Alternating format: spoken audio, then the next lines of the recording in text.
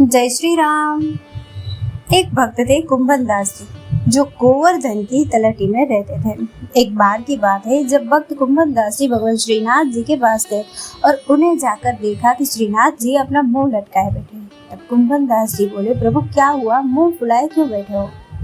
श्रीनाथ जी बोले, क्या बताओ कुंभन, आज माखन खाने का मन कर रहा है। कुंभन दास जी बोले, बताओ प्रभु क्या करना चाहिए और माखन कहाँ से लाए?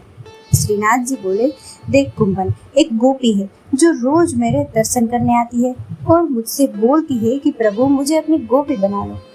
सो आज उनके घर चलते हैं। कुंभन दास जी बोले, प्रभु किसी ने देख लिया तो क्या होगा? श्रीनाथ जी बोले, कौन देखेगा, आज उनके घर में शादी है तो सब लोग बारात में गए हैं, घर पर सब गोपी ही गोपी है और हम तो चुपके से जाएंगे, इसलिए किसी को पता भी नहीं चलेगा। कुंभन दास जी बोले, ठीक है प्रभु, लेकिन मैं बूढ़ा हूँ और आप हट्टे कट्टे हो, कोई बात हो गई तो मुझे छोड़कर भाग मत जाना। श्रीनाथ जी बोले, ठीक है, पक्की बात है, साथ साथ भागेंगे, अगर गोपी आ गई तो, वरना माखन खा के चुपचाप भाग आएंगे। श्रीनाथ जी और कुंभन दास जी दोनों गोपी के घर में जाने के लिए निकले और चुपके से करके बगल से एक छोटी सी दीवार से होकर जाने की योजना बना ली। श्रीनाथ जी ने कहा, कुंभन तुम लंबे हो, पहले मुझे दीवार पर चढ़ाओ। कुंभन दास जी बोले, ठीक है प्रभु।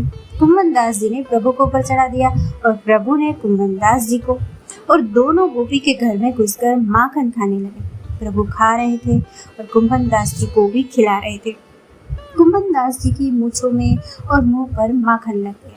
तभी अचानक श्रीनाथ जी को एक बूढ़ी मैया एक खाट पर सोती हुई नजर आई, जिसकी आंख खुली सी लग रही थी और उसका हाथ सीधा बगल की तरफ लंबा हो रहा था। यह देख प्रभु बोले, कुंभन देख, यह बूढ़ी मैया कैसी देख रही है और लंबा हाथ करके माखन मांग रही है, थोड़ा सा माखन इनको भी चखा देते हैं।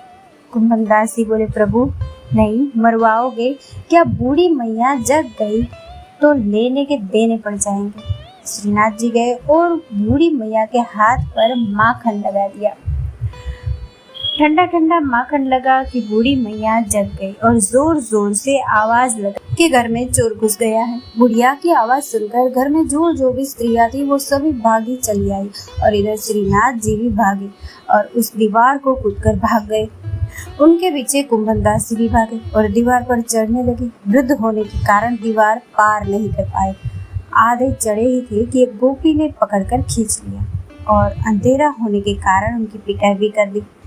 जब वे उजाला करके लाए और देखा कि कुंभन दास जी है तो वे अचंभित रह गए, क्योंकि कुंभन दास जी को सब जानते थे, ये बाबा सिद्ध है।